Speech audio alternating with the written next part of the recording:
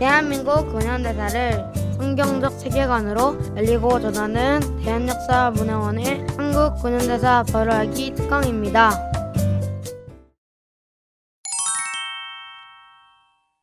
조선에 온 선교사 네 번째 이야기, 질병의 멍에를 끊어준 의료 선교사 이야기를 이어가 보겠습니다. 소주제를 이렇게 정해봤습니다. 객과 고아와 과부를 섬기라. 하나님께서는 이스라엘 백성들에게 객과 고아, 과부를 돌보라고 명령하셨습니다. 성경에서 말하는 객과 고아 그리고 과부는 소외되고 스스로 설 수 없어 도움이 필요한 모든 이들을 통틀어 이르는 말입니다. 그렇다면 조선의 객과 고아, 과부는 누구였을까요? 여인들, 천한 신분에 속한 이들, 병든 자, 그리고 장애인들, 이들이었을 것입니다. 선교사들은 하나님의 말씀에 순종하여 조선에 와서 핍박받는 자, 소외된 자, 병든 자들을 섬기는 일에 모든 것을 바쳐 헌신했습니다. 조선은 가정을 보호하고 여성들을 보호한다는 명목 아래 여성들을 남의 눈에 띄지 않게 격리해야 한다는 괴상한 관습이 있었습니다. 그래서 조선의 여인들은 대중 앞에 나서지 못하고 부모의 보호를 받고 살다가 결혼하면 다시 남편 집에 갇혀 지내는 신세였습니다. 헤론 선교사가 제중원의 원장이 되면서 여성들의 진료를 위해 여의사를 초빙하여 부인과를 개설했지만 제중원 의사의 대부분이 남성이다 보니 조선 여성들이 제중원에서 치료받는다는 것은 쉬운 일이 아니었습니다. 왜냐하면 남자 의사가 많은 제중원에서 진료를 받는다면 내외도 모르는 짐승 취급을 받았기 때문이죠. 이런 조선 여성들의 고충을 지켜보던 메리 스크랜튼 선교사는 자신을 파송한 미국 감리교 해외 여성 선교회에 조선 여성들과 어린이들을 위한 전문 병원을 세워달라 청원했고, 선교부는 메타 하워즈 선교사를 조선에 파송하여 1887년 10월 종동에 조선 여성을 위한 전문 병원이 세워졌습니다. 1888년 고종은 이 병원에 보구여관이라는 이름을 하사했습니다. 이름의 뜻처럼 보구여관은 천대받던 조선 여성들을 구하고 보호하는 집이 되었습니다. 잠깐 보구여관의 성장 역사를 살펴볼까요? 1887년 10월 31일 메타 하워즈가 정동에서 처음 여성 환자 진료를 시작한 이래 로제타 셔우드 홀, 메리 커틀러, 릴리안 해리스, 엠마 언스버거, 바게스터, 아만다 힐만 등 많은 여성 의사들이 조선 여성과 어린이 진료에 힘쓰며 조선의 객과 고아, 과부된 이들에게 질병으로부터 자유를 선물했습니다. 보구여관은 환자 진료 외에 의료 선교와 의학 교육, 간호 교육에도 매진하여 미국에서 의학을 공부하고 의사가 된 우리나라 최초의 여성 의사 바게스터와 최초의 간호사 이그레이스, 김마르다를 배출하기도 했죠. 정동에서 시작된 보구여관은 1913년까지 진료실, 수술실, 약제실, 입원실을 갖추고 어엿한 병원의 기능을 수행하였습니다. 1892년 동대문에 보구여관의 분원인 볼드윈 진료소가 설립되었고 1912년 이 자리에 동대문 부인병원이라고 불리던 릴리안 해리스 기념병원을 신축하여 1913년에 보구여관과 완전히 통합하였습니다. 동대문 부인병원은 해방 이후 이화여자대학교 의과대학 부속병원이 되었고 2008년 이대 목동병원과 통합되었습니다. 다시 보구여관의 시작으로 돌아가서 이야기를 해볼까요? 메타 하워즈 선교사는 보구여관에서 수많은 조선 여성과 어린이를 치료했습니다. 그렇게 밤낮을 가리지 않고 환자를 돌보던 메타 하워즈 선교사는 1889년 건강이 악화되어 조선을 떠나지 않을 수 없었습니다. 그리고 그 뒤를 이은 보구 여관의 여의사가 로제타 셔우드 홀 선교사입니다. 1890년 10월 13일 제물포에 로제타 셔우드 선교사가 도착했을 때 그녀는 아직 홀이라는 성을 쓰지 않을 때였습니다. 홀은 결혼 후 가지게 된 성이죠. 그녀는 미국 감리교 해외 여성 선교회의 파송을 받은 의료 선교사였습니다. 로제타 셔우드 선교사는 서울에 도착한 다음 날인 10월 14일 바로 첫 진료를 시작했습니다. 로제타 셔우드 선교사는 진료를 시작하고 3년 동안 1,400가지나 되는 질병을 치료했다고 합니다. 그녀에게 치료받으러 오는 환자의 대부분은 신분이 낮은 여인과 아이들이었습니다. 신분이 높은 여인들은 대낮에 거리를 돌아다닐 수 없었기 때문이라고 하네요. 그래서 로제타 선교사는 직접 왕진을 다니며 그녀들을 치료했고 밤에도 병원을 열어 모든 신분의 여성들이 치료받으러 올 수 있도록 해주었습니다. 로제타 선교사의 사역 초반에 아주 유명한 일화가 있습니다.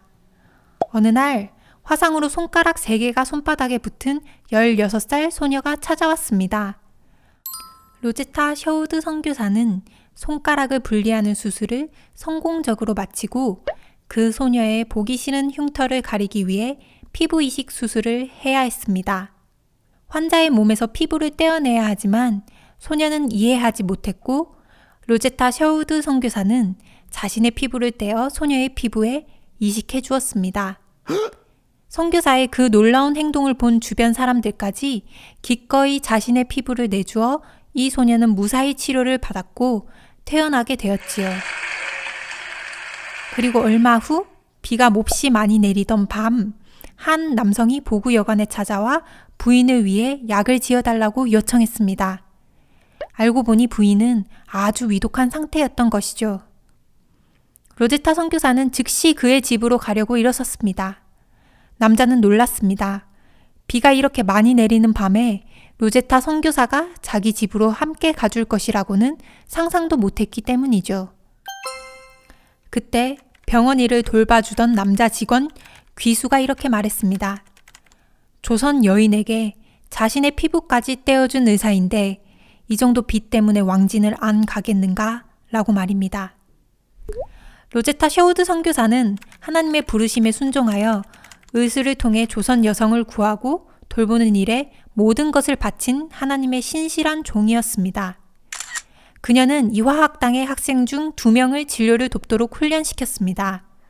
한 아이는 일본 소녀 오아카, 한 아이는 조선 아이 점동이었습니다.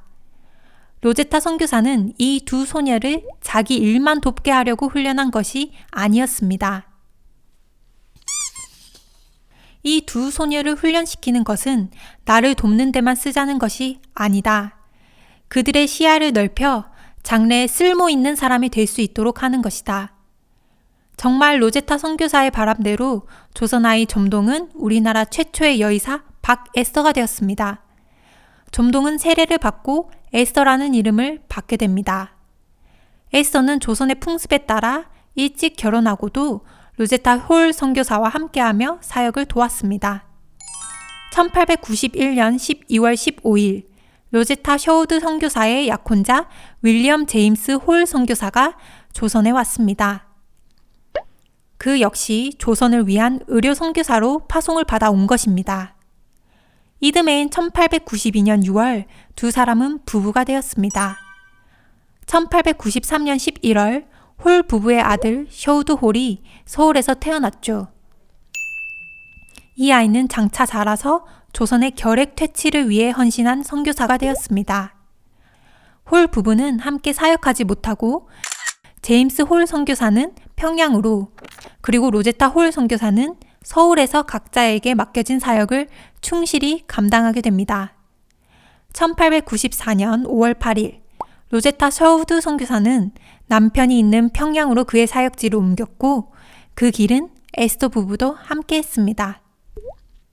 사실 당시의 평양은 외국인들이 거주하기에는 너무나 위험한 곳이었지만 홀 부부와 에스더 부부는 담대하게 주님의 인도하심을 따라 평양으로 갔습니다.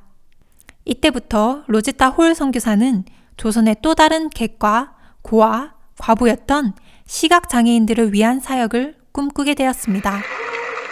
당시 조선의 장애인은 쓸모없는 물건 취급을 당했습니다. 로제타 셔우드 홀의 환자 중에도 특별히 시각장애인, 청각장애인, 그리고 말을 못하는 환자들이 많았습니다. 시각장애인의 경우 부모가 돈이 있다면 훈련을 시켜 무당이 되거나 점을 치는 삶을 살았습니다. 그렇지 못한 이들은 쓸모없는 물건 취급을 당하며 소외당하다가 잘 먹지도 못하고 결국 걷는 곳조차 어려울 지경까지 이르게 되어 죽어갔습니다. 로제타 홀 선교사는 시각장애인의 처지를 안타까워하다가 자신이 어린 시절 점자를 배운 기억을 되살려 한글 점자를 개발하여 그들을 돕기 원했습니다. 마침 제임스 홀 선교사를 돕던 오석형의 딸 복례가 시각장애인이라는 것을 알게 되었고 로제타 홀 선교사는 기름 종이에 바늘로 점자를 만들어 복례를 가르치기 시작했습니다. 바로 저 사진에 나오는 집에서 그 교육이 시작되었죠. 그러나 안타깝게도 청일 전쟁이 시작되면서 한 달여 만에 홀 가족과 그리고 에스터 부부는 서울로 돌아와야 했습니다. 1894년 10월 1일 윌리엄 홀 선교사는 다시 평양으로 돌아갔습니다. 청일 전쟁 중 평양에서 큰 전투가 있었고 그 후 평양에 전염병이 돌고 부상자들이 넘쳐났기 때문에 홀 선교사는 그들을 치료하기 위해 평양으로 갔던 것입니다. 불행히도 평양에서 부상자들을 돌보던 중 윌리엄 홀 선교사는 발진 티푸스에 감염되어 서울로 돌아온 후 일주일도 못 버티고 11월 24일 하나님의 품으로 돌아갔습니다. 당시 그의 나이는 34이었습니다. 로제타 홀 선교사는 남편의 장례를 치른 후 돌이 갓 지난 아들 셔우드를 데리고 그녀의 몸속에 자라고 있는 둘째를 출산하기 위해 고향으로 돌아갔습니다. 그녀의 귀향길에는 에스터 부부가 동행했습니다. 로제타 홀 선교사는 1895년 1월 14일 고향집에 도착했고 나흘 후 딸 이디스를 낳았습니다. 그리고 로제타 홀 선교사는 두 아이를 데리고 평양으로 돌아올 준비를 했습니다. 로제타 홀 선교사는 평양으로 돌아올 준비를 하면서 두 가지를 마음에 품었습니다. 평양의 남편을 기념하는 기홀병원을 짓는 것과 한글 점자를 개발하는 것이었죠. 그래서 그녀는 한글 점자 개발을 위해 체계적인 공부를 했고 2년 뒤인 1897년 11월 두 아이와 함께 조선으로 돌아왔습니다. 그 무렵 바게스터는 미국 볼티모어 여자의과대학, 지금의 존스 홉킨스 의과대학에 입학해 의학을 공부하고 있었습니다. 그녀의 남편 박유사는 그녀의 뒷바라지를 했죠. 1898년 5월 1일 로제타 선교사는 다시 평양에 돌아왔습니다. 그런데 이 길로 딸 이디스를 잃게 되었습니다. 로제타 홀 선교사는 아픔을 잊기 위해 곧바로 진료소를 열었습니다.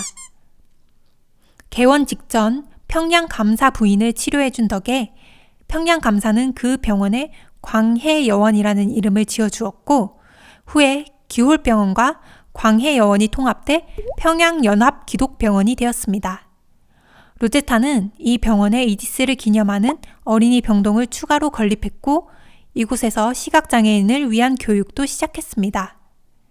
겨울 동안 서울에 머물며 초급 한글 교리서 등을 점자 교재로 만들어 평양에 다시 돌아왔고 오지를 돌며 환자들을 돌봤습니다. 로제타 선교사는 복례를 다시 만나 그녀가 만든 교재로 점자 교육을 시작했고 점자로 성경을 읽게 된 복례는 성경에 자신과 같은 장애인들이 고침을 받는 이야기를 읽으며 감동을 받아 우리나라 최초의 특수 교육교사가 되었습니다. 로제타 선교사의 이 특수 교육은 곧 평양의 소문이 파다해졌고 맹인 소녀들이 몰려들었습니다. 로제타 선교사는 이디스 마가렛 병동에 특별 교실을 열어 이들을 가르쳤고 1903년 평양 여맹학교가 탄생하게 되었습니다. 그 후로 로제타 선교사는 시각장애인뿐만 아니라 말 못하는 이들과 청각장애인까지 받아들여 농아교육을 시작하고 학교 이름을 평양여맹학교에서 평양맹아학교로 바꾸고 장애인을 위한 교육을 발전시켜 조선의 객과 고아, 과부인 이들을 섬긴 특수교육의 어머니였습니다. 로제타 선교사는 여의사를 양성하기 위해 1912년 광해여원 안에 실습을 병행하며 의학 강습반을 열었습니다. 그리고 이들을 의전에 입학시키려 애를 썼으나 세브란스 의전에서조차 여학생 입학을 거부했다고 합니다. 로제타 선교사는 여자 의학 전문학교를 만들기로 하고 한국인 의사들을 설득했습니다. 그리하여 1928년 조선 여자의학 전문학교 창립을 발기한 것입니다. 이 학교가 발전을 거듭하여 현재 고려대학교 의과대학이 되었죠.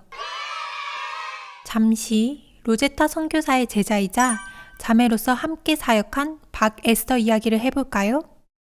박에스터는 의학 공부가 끝나갈 무렵인 1900년 폐결핵으로 남편을 잃었습니다. 그리고 몇 주 후 의과대학을 졸업해 한국 최초의 여의사가 되었죠. 엄밀히 말해 남녀를 통틀어 우리나라의 최초 의사가 된 것입니다. 박에스터는 그해 5월 미감리교 해외 여성 선교회에 의료 선교사로 파송을 받아 고국 조선으로 돌아왔습니다. 그리고 보구 여관에서 평양에서 자신이 누린 자유를 조선 여인들에게 헌신적으로 나누며 봉사하다가 1910년 4월 폐결핵으로 세상을 떠났습니다. 이 일은 홀 선교사의 가족에게 너무나 큰 충격이었고 슬픔이었습니다. 구한말 조선의 또 한 부류의 객과 고아, 과부는 바로 결핵 환자였습니다. 구한말 당시 5명 중 1명이 결핵에 걸렸다고 합니다. 이렇게 많은 사람이 걸리는 병이지만 약도 없고 고칠 방법이 없는 불치병이었습니다. 그래서 결핵에 걸리면 내가 벌을 받아 이 병에 걸렸구나 라고 두려워하며 무속의 힘을 빌려 결핵에서 벗어나려 하거나 체념하고 삶을 포기하는 경우가 많았습니다. 결핵으로 자신이 사랑하는 이모 에스더를 잃게 된 로제타의 아들 윌리엄 셔우드 홀은 자신의 이모를 빼앗아간 결핵을 조선에서 퇴치하는 일에 앞장서기로 결심했습니다. 반드시 폐결핵 전문의가 되어 조선에 돌아올 것과 결핵 요양원을 세우기로 결심한 것입니다. 그러나 그는 이 모든 일이 자신의 의지가 아닌 하나님의 인도하심이라는 것을 알고 있었습니다. 윌리엄 셔우드 홀은 서울에 태어나 평양에서 교육을 받고 미국으로 가 대학 과정을 공부했습니다. 그리고 캐나다로 가서 토론토 의과대학을 졸업하고 다시 미국으로 가서 뉴욕 롱아일랜드의 홀츠빌 서퍼크 결핵요양소에서 결핵을 전공한 후 1925년 8월 미국 감리회 의료선교사로 임용되어 1926년 4월 19일 아내 메리언 홀과 함께 조선으로 돌아왔습니다. 셔우드 홀과 메리언 홀 부부는 셔우드 홀의 오랜 소망대로 조선의 결핵 퇴치를 위해 1928년 황해도 해주에 결핵만을 치료하기 위한 해주 9세 요양병원을 세우고 조선 결핵 퇴치를 위해 그들의 젊음을 다 바쳤습니다. 이 결핵 요양원을 통해 절망에 빠져 살던 조선의 객과 고아, 과부였던 결핵 환자들에게 희망의 빛이 비치기 시작했죠. 셔우드 홀 부부는 조선에서 폐결핵 퇴치를 위해 조선 사람들이 결핵에 지지 않고 병과 싸워 이길 수 있도록 계몽운동을 펼쳐나갔습니다.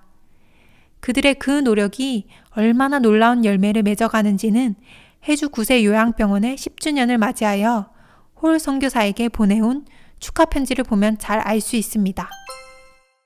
친애하는 닥터 셔우드 홀, 선생님은 성스럽고 훌륭한 일을 시작하셨습니다. 오늘은 해주 결핵 요양원의 설립 10주년 기념일입니다. 요양원의 눈부신 발전은 선생님의 피와 땀의 결정입니다. 오늘날 결핵은 인류의 적임이 자명합니다.